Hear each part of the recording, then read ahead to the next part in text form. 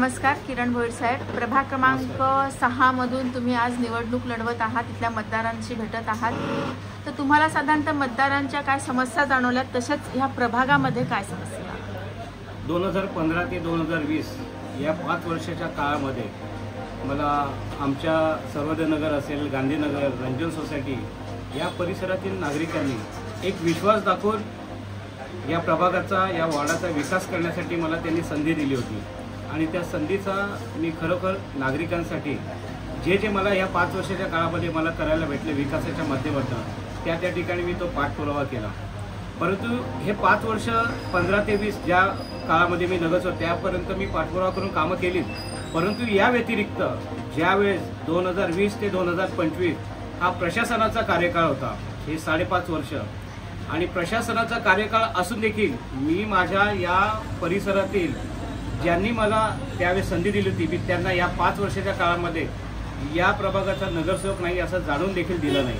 मी प्रशासनाकडे वारंवार पाठपुरावा करून ज्या काही गोष्टी असेल, ज्या प्राथमिक सुविधा असतील, फवारणी असतील, धूर फवारणी असेल, औषध फवारणी असतील, प्रभागातील रस्ते असतील, ज्या काही असतील त्या करण्याचा मी 100% त्या ठिकाणी प्रयत्न केलेला आहे. परंतु 100% कोणतीही कामं होत नाहीत, कारण की किती केलं तरी थोडंफार त्यामध्ये बाकी राहतं.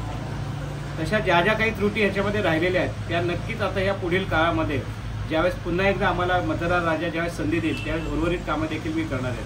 परंतु मला एक आवर्जून सांगावं असं वाटतं, मी ज्यावेळेस नगरसेवक होण्यापूर्वी 2015 पूर्वीचा जर या ठिकाणी जर तुम्ही पाहिलं असेल, इकडच्या रस्त्यांची जर अवस्था पाहिली असेल की प्रचंड प्रमाणामध्ये खड्डे होते. इथे रस्ता तर बिलकुलच नव्हता कुठे, असं की रस्त्यात खड्डा शोधावा की खड्ड्यात रस्ता शोधावा अशी या ठिकाणी परिस्थिती होती. परंतु आता जर तुम्ही जर वॉर्डामध्ये जर प्रभागामध्ये फेरफटका माराल, जवळपास हा सर्वोदयनगर परिसर आहे 100% रस्ते कॉन्क्रीट झालेले आहेत. गांधीनगरचा रस्ता हा बिलकुल होतच नव्हता, काही लोक होऊन देत नव्हते. परंतु त्यासाठी वारंवार पाठपुरावा करून त्या ठिकाणी आम्ही तो रस्ता पूर्णपणे केलेला आहे. आणि नागरिकांना फार मोठ्या प्रमाणे, फक्त या प्रभागातील नव्हे तर शहरातील नागरिकांना यासाठी मोठा दिलासा मिळालेला आहे. त्यामध्ये नक्कीच जमीन मालकाचा देखील त्यामध्ये त्यांनी सहकार्य केलं. या व्यतिरिक्त रंजन सोसायटी हा परिसर आहे, 100% रस्ते कॉन्क्रीटचे केलेले आहेत. तिथे खाऊ गल्ली परिसर आहे, त्या ठिकाणचा रस्ता असेल, सोळशे मार्केट हे रस्ते कॉन्क्रीट केलेले आहेत. त्यामुळे भविष्य काळामध्ये आम्हाला पुन्हा एकदा रस्त्यावर निधी मागण्याची गरज नाही. आनंदिगे भाजी मार्केट आहे, त्या ठिकाणचा एक रस्ता जो बाकी आहे त्यासाठी देखील माननीय आमदार किसन कोथरे साहेब यांनी त्यासाठी निधी दिलेला आहे. तो देखील लवकरात लवकर ते काम मार्गी करणार आहोत.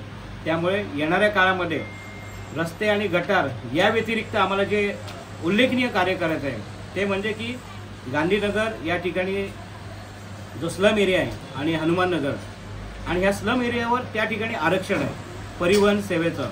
तसेच या जमिनी सरकारी जमिनी आहेत, गुरजालट जमिनी आहेत. आणि वारंवार कधीकधी सरकारकडे त्यांना नोटीस देखील येते की या ठिकाणचं तुम्ही घरे हटवून टाका आणि तुम्ही पर्यायी जागा शोधा.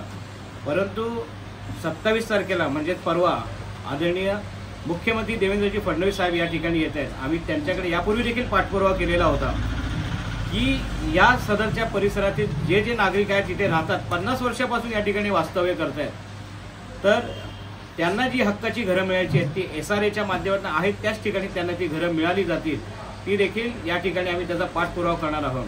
अद्ययावत भाजी मंडई असेल, महत्त्वाचा म्हणजे इकडचा गहन प्रश्न आहे ते म्हणजे या इथे राहणाऱ्या लोकांच्या बाजूला, या परिसराच्या बाजूला एक स्मशानभूमी आहे. त्या स्मशानभूमीमध्ये दररोज 8 ते 10 प्रेत त्या ठिकाणी त्यांच्यावर अंत्यविधी त्या ठिकाणी होत असतात. परंतु त्यातनं निघालेला जो धूर आहे तो या सर्व बिल्डिंगमध्ये, या परिसरामध्ये पसरतो आणि आरोग्यासाठी हे अतिशय हानिकारक आहे. म्हणून यासाठी उल्हास नदीच्या तीरावर त्या ठिकाणी स्मशानभूमी आहे, त्या ठिकाणी बनवायची आहे. जवळपास 2 ते 3 एकर ही जमीन आहे. प्रत्येक समाजाला त्या ठिकाणी स्मशानभूमी म्हणजे अंत्यविधीसाठी त्या ठिकाणी जागा मिळणार आहे. सिरवी समाज असेल, हिंदू समाज असेल, त्यानंतर ख्रिश्चन समाज असेल, प्रत्येकासाठी ही त्या ठिकाणी जागा देण्याचं त्या ठिकाणी हे महत्त्वाचं काम होणार आहे. जर ते झालं आणि त्यानंतर ही स्मशानभूमी इकडनं पूर्णपणे हटवून त्या ठिकाणी भविष्यामध्ये कोणतं मार्केट येईल, काय येईल, जेणेकरून इकडच्या नागरिकांना त्या ठिकाणी मोठा दिलासा मिळेल, ही महत्त्वाची कामं करायचं आहे. नदीचा आणि नाल्या संदर्भात बघितलं की इथे पूर प्रचंड प्रमाणात लवकर येतो. नदी खोलीकरण असेल, नाले खोलीकरण, रुंदीकरण असेल, त्या माध्यमातून जर आपण केलं काम तर नक्कीच यामध्ये पुरासाठी मोठा दिलासा मिळतो. बाजारपेठमध्ये जर पाहायला गेलं की थोडा जरी पाऊस पडला तरी इकडे पाणी तुंबतं, घरामध्ये दुकानांमध्ये पाणी जातं. परंतु रेल्वेला जो पॅनल जो पूर्वीचा जो गटार होता, फोन प्लॅटफॉर्म झाला त्यामुळे ते गटार बुजवलेलं आहे. शासनाकडे 2 ते 3 कोटीचा निधी त्या ठिकाणी नक्कीच त्याचा पाठपुरावा करून आम्ही ते लवकरात लवकर काम पूर्ण करून जेणेकरून भविष्यामध्ये हे बाजारपेठमध्ये पाणी तुंबणार नाही यासाठी आम्ही काम करणार आहे. बरं आता तुम्ही हे सगळी कामं अजून सगळी राहिलेली आहेत, मग तुमच्या कार्यकालामध्ये फक्त रस्ते हाच विषय झालेला आहे का? रस्ते तर काहीच नव्हते ना मॅडम. या ठिकाणी तुम्ही जर पूर्वीचे फोटो बघाल, हा कार्याचा अहवाल बघा, ह्यामध्ये पूर्वीचे याच्यामध्ये पूर्णपणे आहेत पूर्वीचे फोटो. हे बघा काय परिस्थिती होती याच्यामध्ये, आणि हे रस्ते बघा आता कसे झालेले.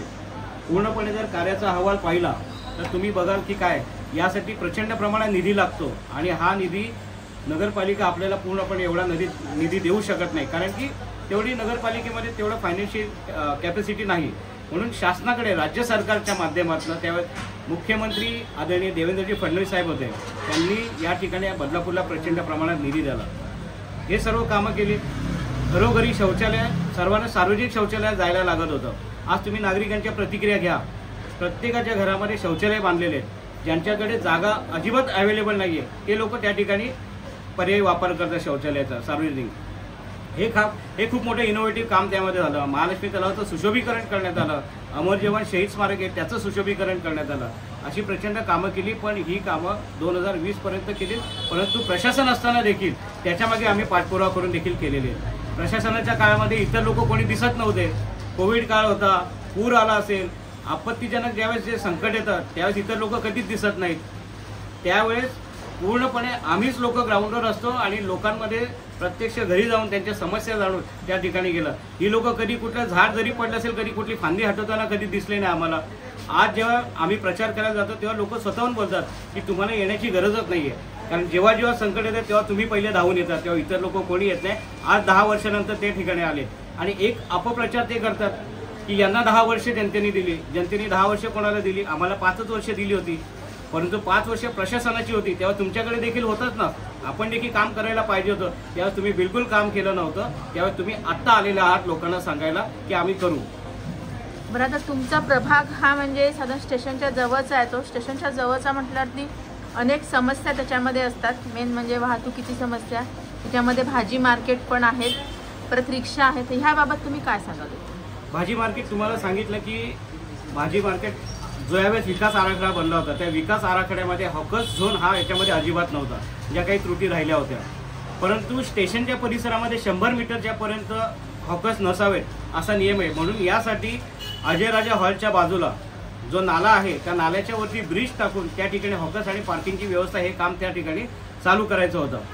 8 वर्ष पाठपुरावा करून त्याला 13 कोटीचा निधी मी आणि संभाजी शिंदे आम्ही दोघांनी त्याचा पाठपुरावा केला होता. त्यावेळेस त्याचं काम चालू केलं होतं, परंतु ते काम सध्या मुख्याधिकारी यांनी थांबवलं. त्याचे पिलर्स उभे राहिले, कारण की स्टॉर्म वॉटरमधनं त्याला प्रचंड प्रमाणामध्ये निधी आला आहे, जो मी मगाशी सांगितलं होतं. नाले रुंदीकरण असेल, नाले खोलीकरण असेल, स्टॉर्म वॉटरच्या माध्यमातून तो निधी आलेला असल्यामुळे मुख्याधिकारी यांनी सांगितलं की नगरपालिकेचा पैसा आपण तिथे न वापरता स्टॉर्म वॉटरमधनं त्या हेडमधनं जो आलेला पैसा आहे तो आपण तिथे वापरून आणि ते पुढे आपण काम करूया. म्हणजे भविष्यामध्ये जो काही भाजी मंडईचा प्रश्न आहे तो त्या ठिकाणी निकाली लागणार आहे. आणि रिक्षा संदर्भामध्ये जो पूर्णपणे जो प्लॅन ह्याला भविष्यामध्ये आपल्याला करायचं 1 वे असेल किंवा 2 वे असेल हे त्या ठिकाणी करावं लागेल. P1 P2च्या समस्या आहेत. मागे पण आम्ही ज्यावेळेस नगरसेवक काळामध्ये वाहतूक शाखेबरोबर बैठक झाली होती, त्यांचे DCP होते, काळे साहेब होते, त्यांच्याबरोबर नगर परिषदेमध्ये त्याची बैठक झाली होती. परंतु मी तुम्हाला सांगितलं की मागील 5 वर्ष काळामध्ये याच्यामध्ये नगर परिषदेत प्रशासनाने याबद्दल एकही बैठक लावलेली नाही. त्यामुळे येणाऱ्या काळामध्ये हा सर्वोदय नगर परिसर असेल किंवा खाऊ गल्ली परिसर असेल तिकडनं जर 1 वे जर केला तर नक्कीच ही वाहतुकीची समस्यामध्ये निघणार आहे. यासाठी पाठपुरावा करेल. पण मतदारांनी तुम्हालाच निवडून द्यावं असं तुम्हाला का वाटतंय? कारण की मतदारच सांगतात की तुम्ही कधी पण कोणाबरोबर असेल तर एक माणूस तुलना करतो, कंपॅरिझन करतो त्याच्यामध्ये की कोण काम करू शकतं, कोण करू शकत नाही.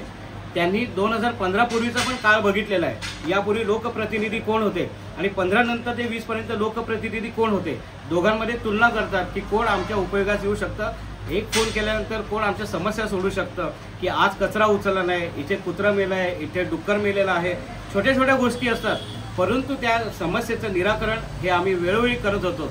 त्यामुळे नागरिक स्वतःहून येऊन सांगतात की एक फोन केला की तुम्ही स्वतःहून इथे या ठिकाणी हजर असतात. त्यामुळे भविष्यामध्ये आम्हाला असेच लोकप्रतिनिधी पाहिजेत. त्या पॅनल सिस्टीम आहेत, भाजपतर्फे निवडणूक लढवत आहात, तर तुमच्या पॅनलमध्ये अजून कोण आहेत आणि तुम्ही कशा पद्धतीने कार्य करत आहात? तुळगा बदलापूर नगर परिषदेच्या या निवडणुकीमध्ये भारतीय जनता पार्टी, राष्ट्रवादी काँग्रेस आणि RP आठवले गट यांची युती आहे. खऱ्या अर्थाने केंद्रामध्ये आणि राज्यामध्ये सोबत शिवसेना देखील आहे. परंतु आमदार किसन कथोरे साहेब यांनी वारंवार अनेक वेळा त्यांनी म्हणजे हे देखील सांगितलं होतं की आपण युतीच्या माध्यमातून इलेक्शन लढवूया, कारण की केंद्रात जर राज्यात आपण बरोबर असेल तर मग बदलापूरमध्ये का नसावं. माननीय उपमुख्यमंत्री एकनाथजी शिंदेसाहेब यांची देखील भेट घेऊन त्यांनी सांगितलं होतं की बदलापूरमध्ये आपण सन्मानपूर्वक युती करूया. परंतु शिवसेनेच्या मार्फत तिकडनं कोणताही निरोप आलेला नाही, त्यामुळे बदलापूर या ठिकाणी ती युती झाली नाही. हेच आमदार कथोरे साहेब यांनी राष्ट्रवादीचे सर्व जे बदलापूरचे आहेत आशिषजी दामले आणि प्रभाकरजी पाटील यांना सांगितलं आपण युतीच्या माध्यमातून लढूया. त्वरित त्यांचा त्या ठिकाणी होकार आला आणि युतीच्या माध्यमातून आम्ही निवडणूक लढवतोय. त्यामुळे प्रभाग क्रमांक 6 मध्ये राष्ट्रवादी काँग्रेस पक्षाचे प्रियंकाताई दामले आहेत आणि 6 मध्ये भारतीय जनता पार्टीचे मी स्वतः किरण भोईर असे आम्हाला या ठिकाणी सीट्स मिळालेल्या आहेत. आणि शहरामध्ये इतर ज्या ज्या मागणीनुसार त्याच्यानुसार त्यांना तिथे त्या सीट्स सोडलेल्या आहेत. त्यामुळे प्रभाग क्रमांक 6 मध्ये जे दत्त चौक हा जो एरिया जुना पूर्वीचा वार्ड नंबर 13 त्या ठिकाणी सागरजी सावंत असतील, प्रियंकाजी दामले आणि आशिषजी दामले यांचं प्रचंड प्रमाणामध्ये काम आहे. ज्यावेळेस मी प्रचाराला जातो त्यावेळेस लोकांचा प्रतिसाद बघून वाटतं की अतिशय सुंदर आणि चांगल्या प्रकारे आम्हाला त्या ठिकाणी लीड मिळणार आहे. त्यामुळे प्रियंकाताई दामले यांची निशाणी घड्याळ आणि माझं किरण भोईर माझी निशाणी कमळ आणि नगराध्यक्ष पदाच्या आमच्या रुचिताताई घोरपडे यांची देखील निशाणी कमळ आहे. त्यामुळे 3ही चांगले उमेदवार या ठिकाणी आम्हाला बदलापूरमध्ये या प्रभागातून मिळणार आहे, 1 नगराध्यक्ष आणि 2 नगरसेवक. त्यामुळे नक्कीच सर्वच मतदार राजा आम्हाला भरघोस प्रचंड मतांनी या ठिकाणी विजयी करतील.